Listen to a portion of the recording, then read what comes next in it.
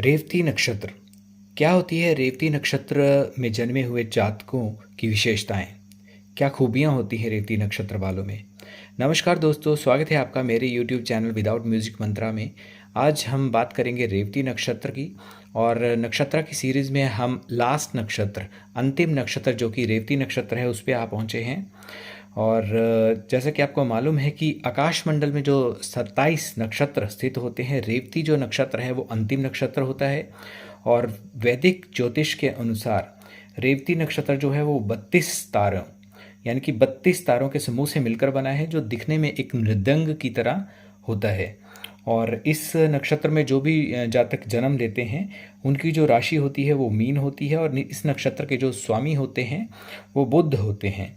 और राशि के स्वामी जो होते हैं वो देवताओं के गुरु, यानी कि देवगुरु बृहस्पति होते हैं। आप जानते हैं कि बुध बुद्धि का कारक, बुध बुद्धि का स्वामी। तो बुध का बहुत ज़्यादा प्रभाव पड़ता है रेवती नक्षत्र में पैदा होने वाले जातकों पर। इसके साथ में बुध को आपको पता है कि वणिक ग्रह के रूप में भी जाना जाता है। और इस नक्षत्र के जो सबसे पहले आपको बता देते हैं कि जो पूजनीय देव हैं, जिनकी पूजा करना लाइफ लॉन्ग इनके लिए अच्छा रहता है, तो इनके जो अधिष्ठाता देव हैं या अधिष्ठाता देव हैं वो हैं पुषाण देव, यानी कि पुषाण देव की पूजा करना इनके लिए बहुत अच्छा रहता है। इस नक्षत्र में जन्म लेने वाले व्यक्ति पर दो विशेष ग्रह, यानी कि गुरु और बुध, यानी कि जो नक्षत्र के स्वामी हैं और जो राशि के स्वामी हैं, इन दोनों का प्रभाव लाइफ लॉन्ग जीवन भर पड़ता रहता है। तो इनकी पूजा करना, इनकी आराधना करना इनके लिए बहुत फ़ायदेमंद भी रहता है। और साथ में इनके जो हॉरोस्कोप है, यानी कि बर्थ चार्ट में इन दोनों की स्थिति का अच्छा होना बहुत आवश्यक माना गया है। इसके अलावा इस नक्षत्र में देखिए, वैसे तो गुरु और बुध की जो आप जानते हैं कि दोनों की आपस में मित्रता नहीं है, क्योंकि जिस कुंडली में जिस भी भाव में गुरु और बुध बैठेंगे, ये उस भाव का ही फल देंगे।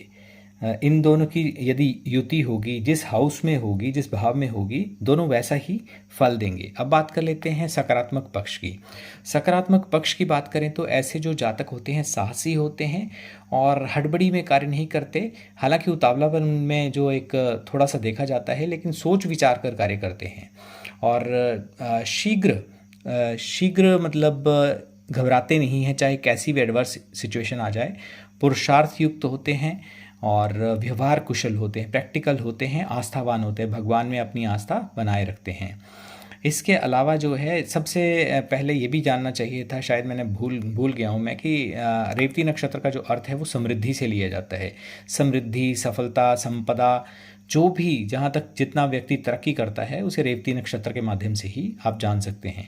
स्वभाव की बात करें तो बहुत ज़्यादा सेंसिटिव होते हैं, इमोशनल होते हैं, अति भावुक होते हैं, लेकिन कहीं ना कहीं स्वतंत्र विचार के होते हैं, जिसके कारण हस्तक्षेप ये पसंद नहीं करते।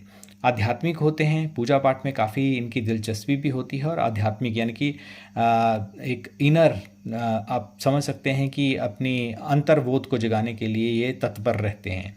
बुद्धिमान होते हैं, सेंसिटिव काफ़ी होते हैं। और प्रभाव का, जैसे मैंने आपको बताया कि गुरु का और बुध का प्रभाव इन पे संयुक्त रूप से देखा जाता है। पूजनीय देव इनके पुषाण हैं और मृदंग की आकृति आकाशमंडल में जो तारा समूह पाया जाता है वैसा होता है। इसके अलावा जो है, रेवती नक्षत्र में जो व्यक्ति जन्म लेते हैं वो मृदुभाषी भी काफ़ी होते हैं, यानी कि अपनी जो वाणी का, क्योंकि बुध का कहीं ना कहीं प्रभाव होता है, तो मृदुभाषी होते हैं। यदि उनका बुध एडवर्स इफेक्ट यानी कि बुरा प्रभाव ना दे रहा हो, तब थोड़ी सी सिचुएशन चेंज हो जाएगी अकॉर्डिंगली, कि फिर वाणी का दोष भी आ जाएगा उसमें। अदरवाइज मधुरभाषी ही देखे गए हैं।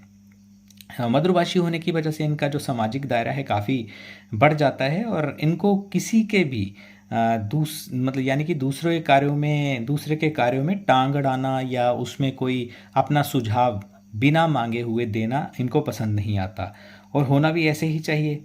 और इसके अलावा ये अपने काम से काम रखना पसंद करते हैं, दूसरों की मदद करने के लिए हमेशा तत्पर रहते हैं।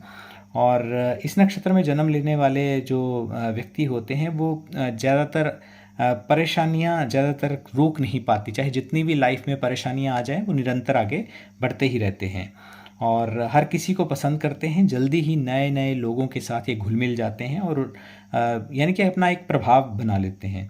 समृद्धि, जैसे कि आप जानते हैं कि इस नक्षत्र का जो अर्थ है वो समृद्धि, सफलता, संपदा से लिया जाता है। तो स्वाभाविक एक नेचुरल वे से आप बोल सकते हैं, या तो इस नक्षत्र के जो जातक होंगे वो एक समृद्ध परिवार में जन्म लेंगे, और यदि नहीं भी है ऐसा या कहीं ना कहीं मध्यम परिवार है, तो उनके जन्म होने के पश्चात इनके घर की यानी कि जो फैमिली की है तरक्की आर्थिक रूप से, और भी काफ़ी एस्पेक्ट्स हैं जो आप मुद्रा के तौर पर या सकारात्मक पक्ष के रूप में आप बोल सकते हैं। सकारात्मक उन्नति और आर्थिक उन्नति स्वाभाविक रूप से समृद्धि के रूप में होती चली जाती है। और धन का ये नक्षत्र है, आप जानते हैं।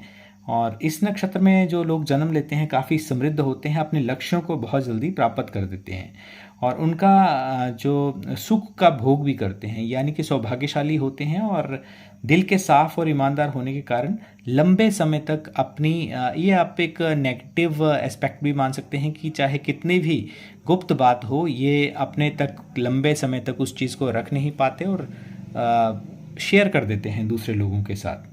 आमतौर पर इन्हें क्रोध नहीं आता है, लेकिन कई ऐसी जो इनके स्वभाव के विपरीत जो बातें होती हैं, उन बातों पे इनको क्रोध बहुत जल्दी आ जाता है।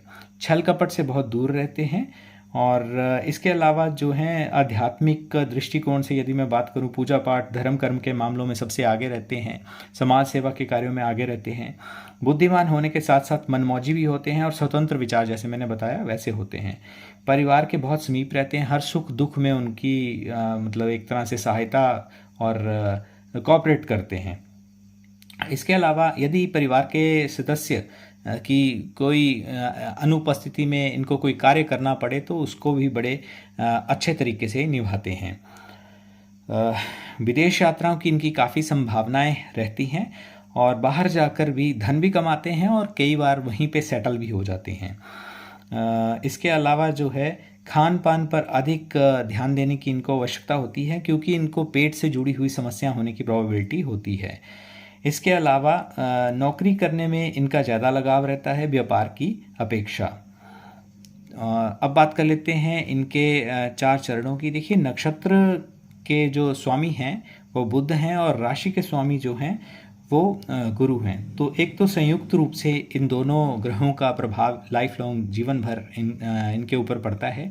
तो यदि चरण 1 की बात करें, तो गुरु ग्रह जो हैं चरण 1 के अधिष्ठाता हैं, स्वामी हैं, और गुरु ग्रह की जो महादशा होती है वो इनके लिए बहुत अच्छी रहती है। स्वास्थ्य लाभ इनको पूर्णतः मिलता है जीवन भर में, और पद प्रतिष्ठा की भी प्राप्ति होती है। अब बात कर लेते हैं चरण 2 की। चरण 2 की यदि बात करें, तो शनि जो हैं स्वामी हैं, और इनको तरक्की भी देते हैं। शनि से लग्नेश गुरु जो हैं वो शत्रु भाव रखते हैं, और नक्षत्र स्वामी बुध गुरु से शत्रु का भाव रखते हैं। तो ऐसे में गुरु और शनि मध्यम फल देते हैं, बुध अत्यंत शुभ फल देते हैं। गृहस्थ सुख बोल लीजिए, या भौतिक जो सुख सुविधाएं होती हैं वो इनको प्राप्त होती हैं। हालांकि गुरु की और शनि की जो महादशाएं हैं वो इनके लिए मध्यम ही रहती हैं। गृहस्थ सुख और ऐश्वर्य, भौतिक सुख इनको मिलता ही मिलता है। बात कर लेते हैं चरण 3 की। चरण 3 के स्वामी भी शनिदेव ही हैं, और शनि की जो महादशाएं यदि इनके जीवन काल में आती हैं तो इनके लिए काफ़ी अच्छी रहती हैं। और गुरु की महादशा जो है वो मध्यम फल देती है। शत्रु इनके होते नहीं हैं, यदि होते हैं तो किन्हीं ना किन्हीं कारणों से इनसे दूर होते चले जाते हैं। और इसके अलावा जो है शत्रुहंता एक तरह से आप बोल सकते हैं, शत्रुओं का अंत हो जाता है यदि इनके संपर्क में शत्रु आते हैं तो सफल होते हैं ऐसे लोग।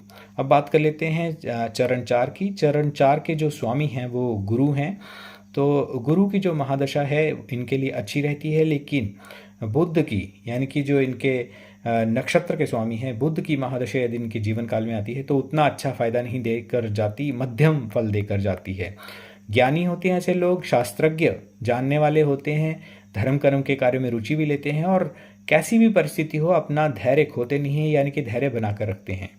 तो दोस्तों, नक्षत्र सीरीज के अंतिम नक्षत्र रेवती नक्षत्र का ये था आज का वीडियो। आई होप कि आपको वीडियो अच्छा लगा होगा। आप रेवती नक्षत्र में जन्मे हुए जातकों के साथ इस वीडियो को शेयर कर सकते हैं। और आज की वीडियो में बस इतना ही। चैनल को सब्सक्राइब ज़रूर करें और वीडियो को फैमिली और फ्रेंड के साथ शेयर करें। आज की वीडियो में बस इतना ही। बहुत बहुत धन्यवाद।